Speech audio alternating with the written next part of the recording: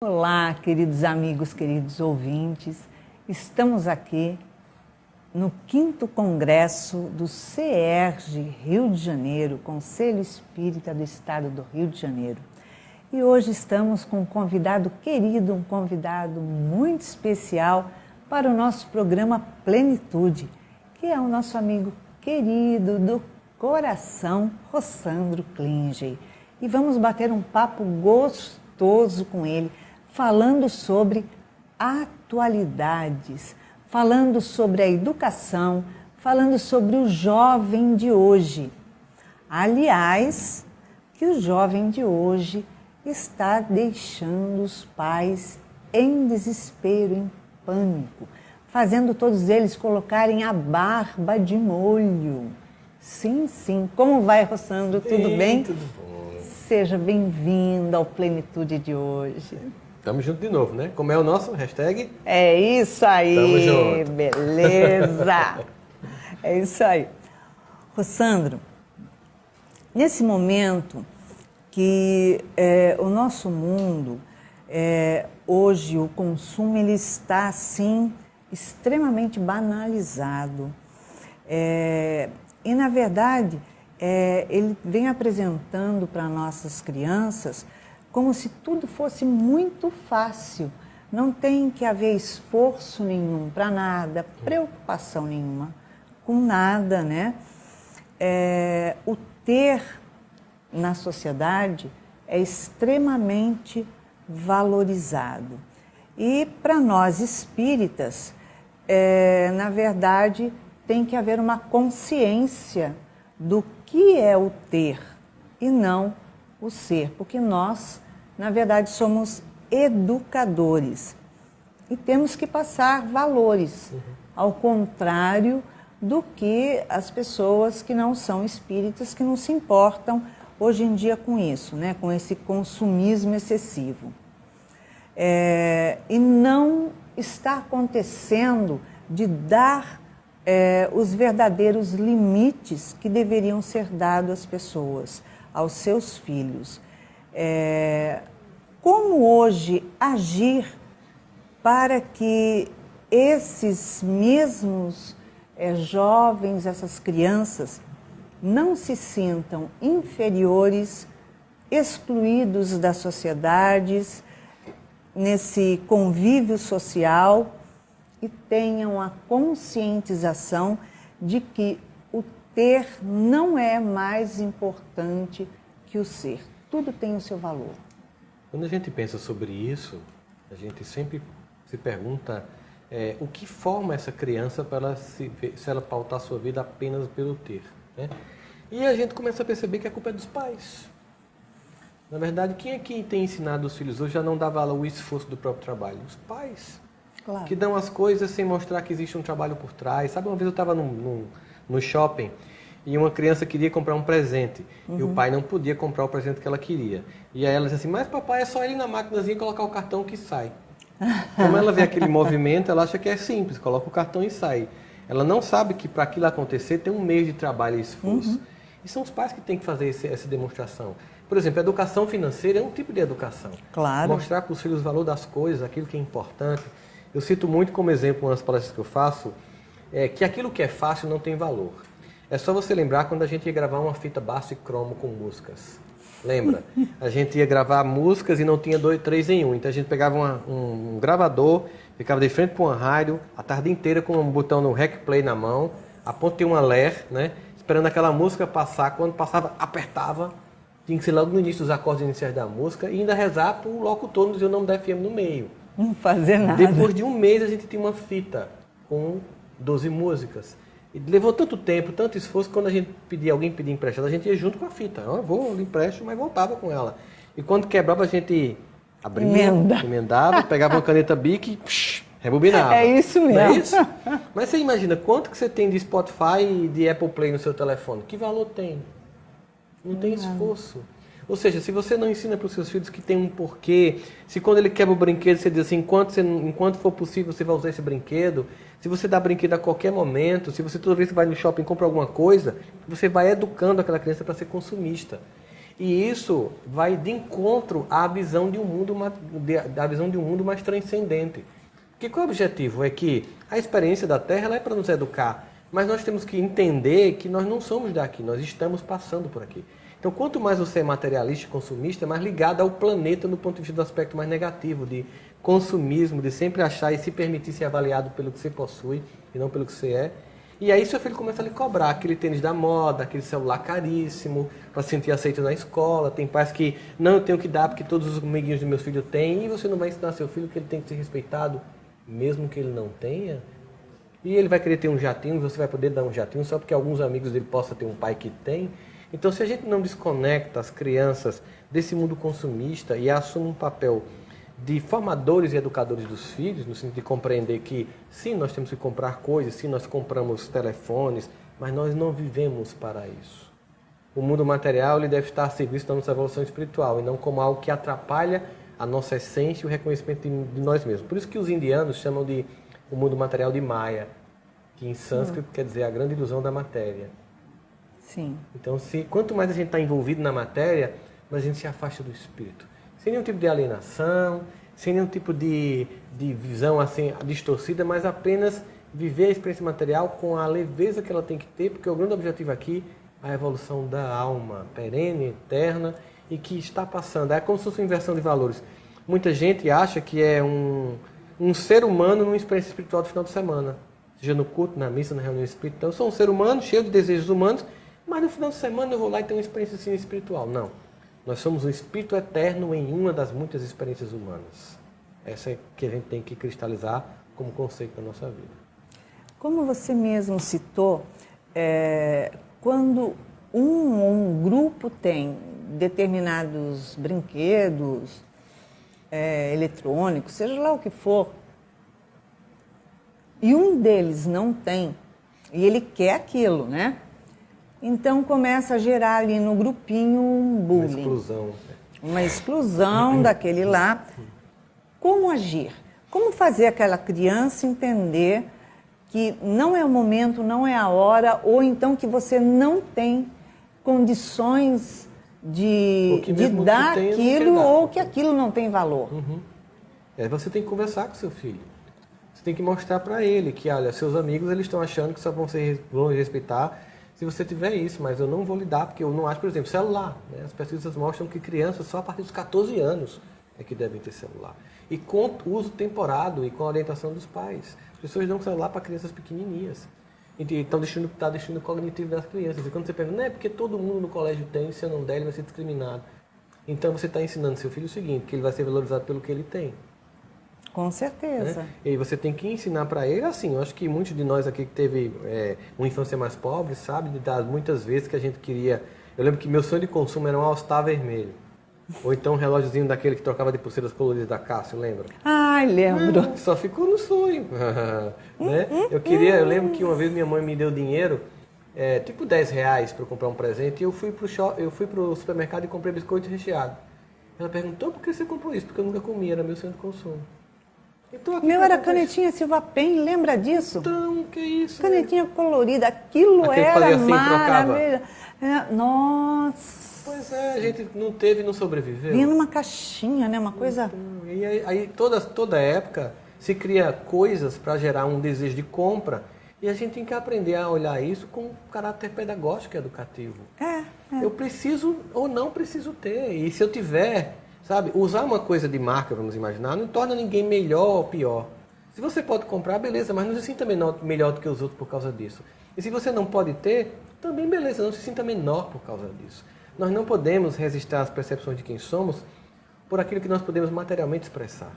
Nós não somos limitados às circunstâncias materialmente dadas. Estamos aqui no Rio de Janeiro, uma cidade, como todas as grandes cidades do Brasil, com um país totalmente de diferenças sociais gritantes. Totalmente. E a gente sabe que nascer numa comunidade no Rio de Janeiro não é uma condenação para a incapacidade do ser humano. De jeito nenhum. Temos pessoas brilhantes, amorosas e belíssimas e que dão um exemplo de grandeza. E, aliás, a maior parte das pessoas que estão em comunidade são pessoas trabalhadoras e honestíssimas. E tem pessoas que estão morando na Zona Sul, de frente para a praia, e são desonestas. Então, não é o ambiente que você está, não são as circunstâncias materiais limitadas ou não que vão determinar a potência que você vai ser. Nós somos uma alma eterna, cheia de recursos que a gente nem sabe. Vamos deixar essa alma acontecer com plenitude, sem ficar presa a essas coisas que nos definem, para que a gente possa deixar toda essa luz brilhar, como dizia Jesus. Com certeza. Olha como é o disparate, né? Eu não tinha calçado, eu tinha chinelo de dedo. Era isso. Havaiana não era moda. Não, era coisa Ao de pobre. contrário, era coisa de pobre, era vergonha mesmo. ter. Mas o sonho de consumo não era um calçado, era a tal da canetinha. canetinha Silva Pen. E eu não tinha. Não tinha. Tá aí. Como formar indivíduos fortes, seguros, principalmente nos dias de hoje, onde vemos tantas questões levando os nossos jovens a grandes conflitos, porque a gente vê jovens hoje com vazios existenciais absurdos, buscando suicídio, jovens que a gente diz, ainda criança, porque com 8 anos tem criança nessa faixa de idade buscando suicídio. É verdade. Né? 25 anos, 24 anos, ele já não é mais criança, ele já... Um adulto jovem. É um adulto jovem. E eles estão num vazio existencial absurdo. Onde encontrar esses valores? Como encontrar um meio de transformar, de educar eles de forma... formar uma pessoa firme? Então vamos imaginar, vamos nos perguntar, o que é uma educação? Ou qual é o objetivo de educar um ser humano? O objetivo de educar o ser humano é para que ele seja capaz de viver de forma competente no mundo complexo. É isso? Exatamente. Vivemos hoje o que Zygmunt Bauman chama de mundo líquido. Mundo de oscilação e mudança tão constante que nada fica sólido. Significa dizer que o grande objetivo da educação é forjar caráter e competência. Mas eu só forjo caráter e competência se eu, dentro de casa, ensinar o que é o mundo lá fora. O que aconteceu é que uma geração de pais dos anos 60 para cá, pais, por exemplo, que passaram por dificuldade de viver com sandália de dedo e quiseram imaginar comprar uma caneta dessa e não tinha. E quando finalmente essa classe média, essas pessoas que ralaram, conseguiram vencer, tiveram uma ideia. Meus filhos não vão passar pelo que eu passei. E aí qual foi o problema dessa ideia? Que saímos de uma dificuldade para uma extrema facilidade. E aí aquilo que você não tem esforço para conquistar, você não dá valor. Não tem valor. Então a gente tem um vazio existencial. Nós temos crianças que têm tudo, Netflix, vai para Disney, não sei o quê, mesmo pessoas que não têm condição financeira de ter uma condição de classe média alta, mas eles proporcionam para os filhos, no padrão deles, tudo que eles não tiveram. E aquelas crianças não sabem o valor das coisas. É preciso então que você ensine a seu filho que ele nem sempre vai ser feliz e você não tem culpa disso. Que vai ter dias bons e que vai ter dias ruins. Que tem dia que dá para comprar, mas tem dia que não dá para comprar. Que ele tem que ser aceito como ele é e não como ele pode apresentar ou como pode aparentar ser. Que ele vai ter que suportar que tem pessoas que vão trair a confiança dele, que ele vai trair a confiança das pessoas, que a vida oscila, que tem dia e que tem noite, e que eu não posso sempre querer ter 2 sintomas da loucura do mundo de hoje, sabe, Brasil? Que é ser feliz sempre e comprar tudo que eu quiser. Isso é loucura. Então, não existe ser feliz sempre, a vida oscila. Você tem que mostrar para o seu filho dor, angústia, necessidade, formatação de caráter, aquilo que a gente chamaria aquele processo de formação da resiliência psicológica. Ou seja, o grande objetivo da educação seria formar a resiliência do ser humano, que seria a capacidade de suportar o mundo como ele é. Às vezes os pais querem criar uma redoma de proteção tão grande e não vão sofrer quando é reprovado de ano, em vez de deixar o filho no colégio que foi reprovado para sentir como é angustiante ver todo mundo ir de série para frente e você ficar, ter que fazer um monte de amigos novos, deixar os seus ir para frente, e isso lhe gerar um certo receio de repetir, o que é que os pais fazem, ou ameaçam a escola para reprovar o filho, ou trocam o filho de escola e ele não aprende. Dão um brinquedo a qualquer momento e ele não sente o valor do brinquedo que ele tem que guardar para continuar brincando com ele. Sim. E aí pensam que o mundo vai fazer a mesma coisa, Iraci. O mundo não vai fazer isso. O mundo é especialista em destruir sonhos. Por isso eu tenho que preparar meus filhos para a realidade, não para a fantasia. Exatamente. Então se você mantém um mundo fantástico, um mundo mágico de Harry Potter na sua casa, lá fora não é bem assim. Prepare seu filho para o mundo como ele é. para que ele seja um homem, uma mulher de bem em qualquer circunstância, para que ele suporte as idas e vindas da vida, para que ele suporte as dores do mundo e saia forte e vença. Porque nós não estamos aqui, a espiritualidade é muito clara em dizer, na ilha de Caras. Nós estamos num planeta de expiações e provas, indo para a regeneração, mas ainda com muita dor se avizinhando em nossas vidas. Exatamente. A Anísia da Silveira diz assim que sim, sim e não, não. Se os pais disserem sim, sim e não, não dentro da casa, ou não, não que os pais dizerem para os seus filhos, eles estarão dizendo com amor. Por mais que doa neles esse não, não. E o filho, por mais que sinta raiva naquela hora, ele vai estar aprendendo. Só que se os pais disserem sim, sempre sim, a vida lá fora vai dizer não com um tapa na cara. Porque a vida jamais vai dizer sim para as coisas que tem que ser dita não, e jamais vai balançar a cabeça para concordar com você. Exato. Então, quer dizer, a gente coloca nosso filho na roda viva do sofrimento sem necessidade. Quer dizer, a gente joga ele para o sofrimento querendo que ele não experimente em momento nenhum o sofrimento, né? Exatamente. Rossandro, vemos o número de suicídio entre jovens crescer assustadoramente. A que você atribuiria isso? E como os pais devem agir ao perceber essa tendência no seu jovem? Primeiro a gente tem que entender que diante de um fenômeno tão complexo não tem uma única explicação, uma única variável que seria responsável pelo aumento significativo e gritante do mundo que a gente vê hoje do suicídio infantil juvenil. Mas, sem sombra de dúvidas, a gente observa comparativamente as famílias do passado versus a de hoje e percebe que a maior parte tem a ver com uma formação dos filhos sem as competências emocionais devidas. Obviamente, como espírito, nós sabemos também que tem espíritos que, por mais que você der o seu melhor, ele vem com o desejo de repetição de um padrão. Né? Sim. Então, a gente não pode olhar, primeiro que a gente tem que olhar para esse fenômeno sem procurar culpados. Mas a gente tem que ter responsabilidade sobre isso. Nós temos que ter responsabilidade para dar uma melhor educação e forjar competências para que os filhos possam suportar o mundo, como a gente tem que suportar.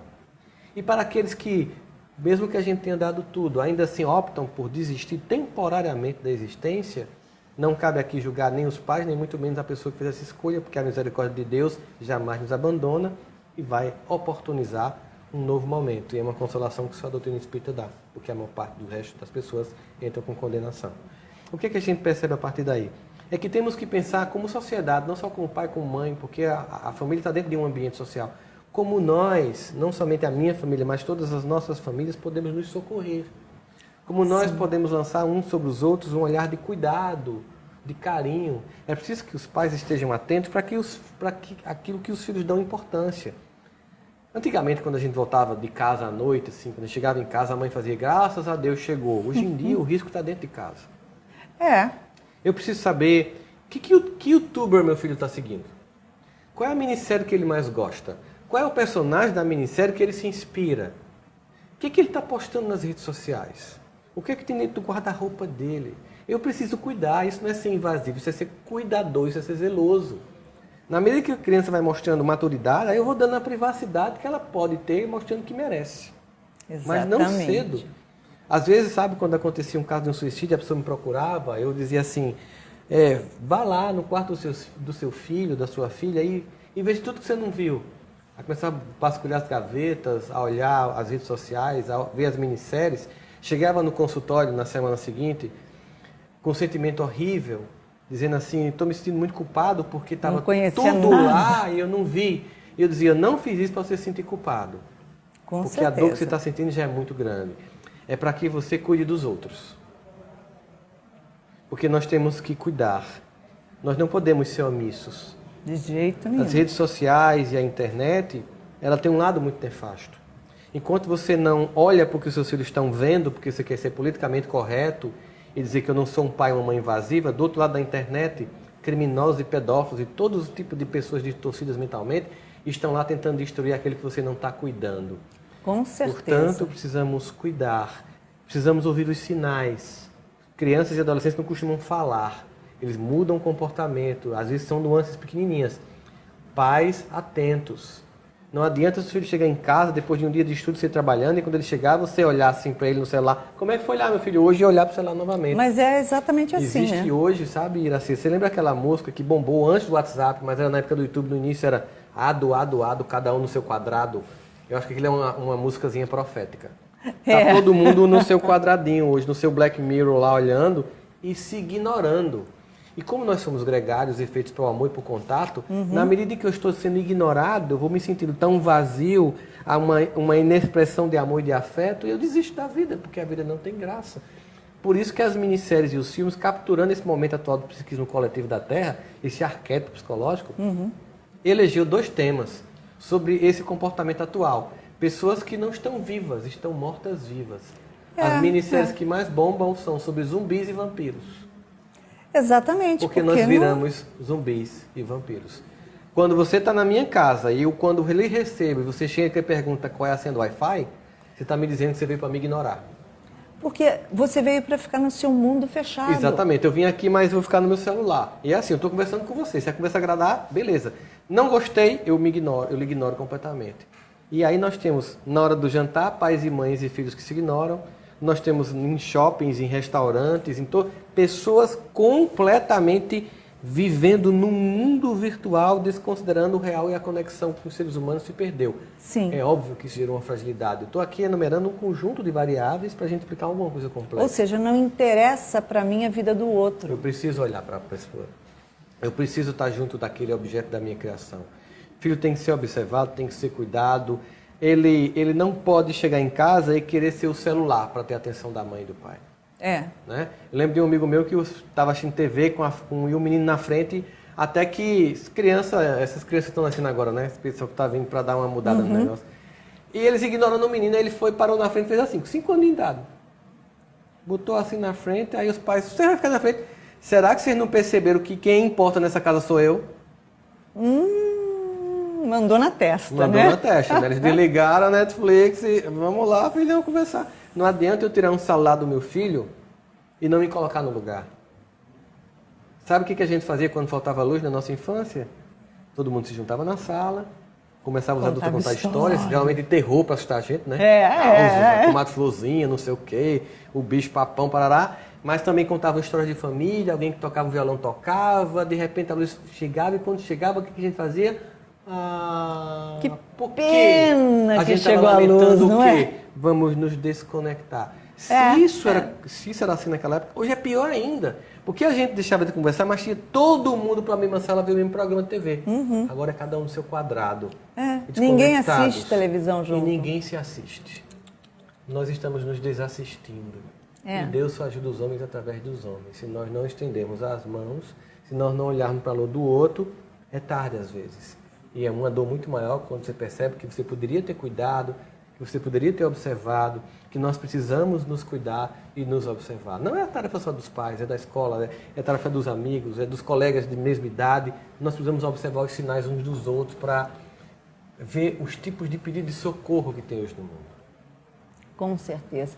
A gente percebe hoje como as crianças estão sentindo-se desesperadas, sozinhas, em conflitos, em depressão. Elas não sabem se relacionar, elas se sentem sozinhas, elas pedem socorro, ajuda para os professores na escola. Elas não têm com quem se relacionar. Eu tenho ouvido relatos de professores da criança chegar e procurar um jeitinho de soltar alguma coisa. Chega, solta uma coisa, aí se o professor dá uma atençãozinha, solta a outra. Estão completamente sozinhos. Abandonados. Os pais não dão atenção. estão preocupados com o seu dia a dia, com a sua rotina, com o seu trabalho, com as suas viagens, e os filhos estão na mão dos empregados, de babás, enfim, de quem está lá ganhando para tomar conta, do Quando parente. Pode, né? Quando pode, mas não pode. essa pessoa que está ganhando para tomar conta, ela toma conta assim, ela bota o celular, um iPad, qualquer coisa na mão dessa criança para ela não dar trabalho. Porque essa pessoa também fica lá no seu WhatsApp, no seu... Enfim, ela também não toma conta, ela não educa, ela não tem diálogo, a criança fica sozinha. Então, a criança está numa fragilidade tão grande que ela sente medo absurdo, elas estão completamente abandonadas. E elas não estão sabendo como agir, como tratar o sentimento de insegurança e medo que elas estão sentindo. Isso é uma coisa que está em crise absurda se alastrando dentro dos colégios. Eu tive que dar uma aula no sábado retrasado, no curso de paz, no SEJA. E tem o curso de paz que é dado no mesmo momento em que as crianças estão sendo evangelizadas. E o mesmo assunto que é dado para as crianças, que a evangelização é dado dentro da série psicológica de Joana de Ângeles para todas as crianças e juntamente com os livros de Allan Kardec, os pais também recebem o mesmo conteúdo. E eu fui falar sobre um tema lá e eu peguei e trouxe a Anísia da Silveira falando de Reconstruindo as Emoções. E fui falar, se eu não me engano, foi da culpa. Olha, eu não sei o que houve. Eu falei, meu Deus do céu, o que foi isso? Quando eu terminei, tinha fila de pais querendo falar comigo e agendando horário para vir fazer atendimento fraterno. Por quê? Eu relatei uma situação, quer dizer, eu relatei várias histórias, exemplos, de que a Anísia tinha me levado em locais em desdobramento consciente, em ver várias situações, vários transtornos, para poder compreender melhor o que ela trouxe dentro do livro. E eu relatei ali situações onde, por exemplo, tinha acontecido a mesma coisa na noite anterior com um pai. Esse pai não conseguiu ouvir o que eu estava relatando. Ele levantou na palestra e saiu, chorando. Desceu, foi lá no caixa da cantina, chorar, desabafar com um dos nossos voluntários lá. E virou uma febre aquilo, porque todo mundo descia lá desabafar alguma coisa. Por quê? Porque eu completei depois aquilo, que aquela criança ia se tornar uma criança insuportável, intolerante, chata, aquela que ninguém queria ver na frente, todo mundo exclui. Ou seja, eu estava falando do filho dele, do que ele tinha feito com o filho dele no dia anterior, de passar a mão na cabeça, de eu posso fazer, você pode tudo, meu filho. Você não vai sofrer em momento algum. De ficar no colégio mais caro que tem, mesmo que para isso a gente tenha que se apertar todo para pagar, quer dizer, botar a criança numa posição que não é a realidade. E assim foi. Eu tive mães que veio chorando, falar várias situações. Então, as crianças estão sendo colocadas numa realidade fake, que não existe. Estão extremamente fragilizadas, sem limite, sem educação e sem posição. Como agir desse jeito? Voltando para o lugar que é correto. Voltando para o lugar de pai e de mãe, mostrando a realidade como ela é, dando o que é possível, dando Mais do que padrão de vida, padrão de afeto. Desenvolvendo uma escola de paz? A gente cansou, eu acho que a gente está cansado de só culpar os pais, né? A gente, de fato, tem que socorrer. Então, as instituições religiosas, elas podem, de fato, socorrer. A escola de paz é uma coisa muito boa. Você levar aquela, por exemplo, enquanto tem a reunião pública, a criança ser evangelizada no mesmo horário. Enquanto as crianças estão sendo evangelizadas, os pais estão sendo evangelizados. Mas também você criar um ambiente que vocês possam compartilhar, os pais possam mostrar suas angústias com outros pais e alguma pessoa orientando ali aquele grupo para uma discussão num caráter não de ser terapia, mas ser terapêutico, em que eles possam juntos compartilhar os conteúdos e buscar soluções. Não é mais o momento de encontrar culpados, a gente tem feito isso, é mais realmente o momento da gente buscar soluções. Mas isso acontece se você assumir o seu papel de educador moral do seu filho, entender que facilitar a vida, dar coisas e pensar que seu grande objetivo é criar um padrão de consumo e para ter um padrão de vida maior do que você pode ter, trabalhar muito, muito e ficar ausente em casa, vai descobrir uma coisa, sabe, Iraci? Quando você finalmente termina a sua trajetória aqui na vida e você vai enterrar um pai e uma mãe, é bom lembrar que seu filho nunca vai lembrar do brinquedo que você deu, Não. da roupinha de marca que você deu. No dia do velório, a gente lembra de afeto. Só isso. A gente lembra de carinho, a gente lembra de zelo, a gente lembra de alguém que cuida. Crianças precisam de gente que cuida. Coisas elas vão conquistar com os próprios esforços depois. Exatamente. Rossandro, na atual crise que estamos atravessando no nosso país, vemos diversas famílias se desestruturando financeiramente e com grandes perdas de poder aquisitivo. Consequentemente, os adolescentes dessas famílias estão sofrendo todas essas questões. Como os pais devem trabalhar esse momento com esses adolescentes? Mostrando que faz parte da vida. Que existe momentos de reveses e que o que mais importa nesse momento é que a família esteja unida. Mostrando que aquilo também é passageiro, que eles estão lutando para reverter aquele quadro. Mas se existe afeto, as pessoas conseguem suportar a privação. A gente consegue suportar a privação material. O que destrói a gente é a privação emocional.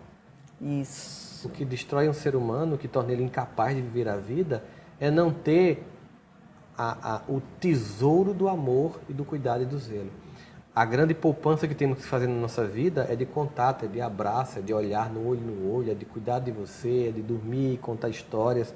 É esse tesouro que é do convívio. Porque, na verdade, conforto é uma coisa, felicidade é uma outra coisa. Não depende. E a felicidade não depende das coisas que a gente tem. Claro que uma privação muito absurda gera muita dor, mas a gente vê aqui, a gente vê o que faz a diferença são pessoas. Né? Então, a família tem que estar junta para enfrentar essas dificuldades. Os filhos têm que saber que isso acontece, que um dia pode acontecer com eles e que os pais devem continuar sendo amados, os filhos devem continuar sendo amados e a família deve continuar estar junta.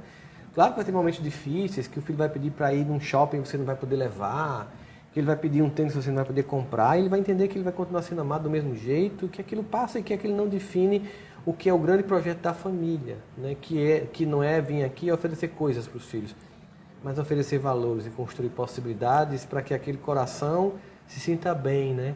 Lembrando muito de Paulo, enfim, aprendi a ser cristão na abundância e na escassez, no muito ou no pouco, porque tudo posso naquele que me fortalece, o que me fortalece todos os dias. Com certeza. Sabendo que a pré-adolescência é uma fase de grandes desafios, tanto para os pais quanto para o pré-adolescente, como fazer para que o diálogo, a confiança não se percam nessa situação? A gente precisa expressar o que a gente sente para os filhos, para que eles possam também expressar o que eles sentem. Uma vez eu estava comprando um negócio numa loja e uma pessoa que me conhecia, minha filha ontem chegou e me viu triste, sabe? E disse, mamãe, não fique triste não, que eu fico triste. Aí eu comecei a sorrir para ela não ficar triste. Eu disse, não, você tem que mostrar que você fica triste. Sabe por quê? Porque ela vai poder saber que ela também pode mostrar que está triste. Porque quando ela estiver mal, ela vai poder desabafar com você. Se você sempre fingir que está feliz, ela vai ter que fingir também que está feliz. Ela não vai pedir socorro nunca. Então nós temos que falar das dores, das angústias.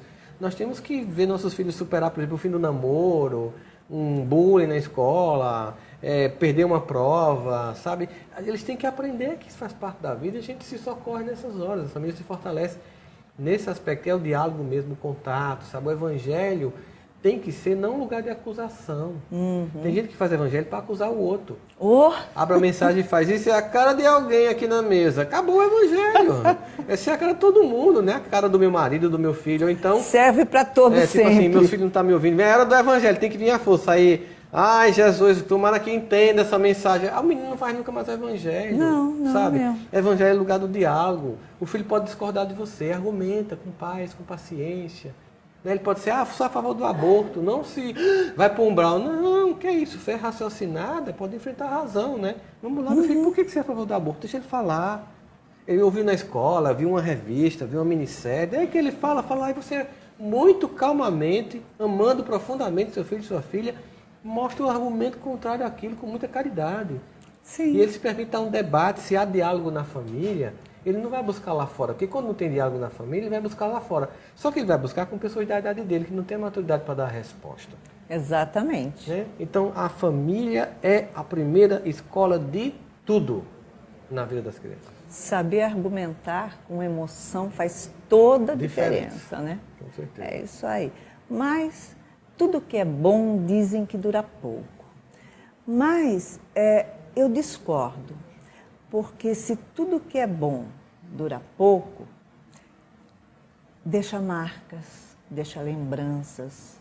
Então, na verdade, não dura pouco, porque deixou marcas, lembranças, e tudo que deixa lembrança é eterno, não é? Então, esse nosso bate-papo gostoso aqui vai deixar grandes lembranças para não se esquecer. Exatamente. Então, muitos vão poder estar conosco no Seja Barra, no próximo congresso e tantas outras coisas que nós vamos estar juntos, não vamos? Com certeza, uma maravilha. É isso aí.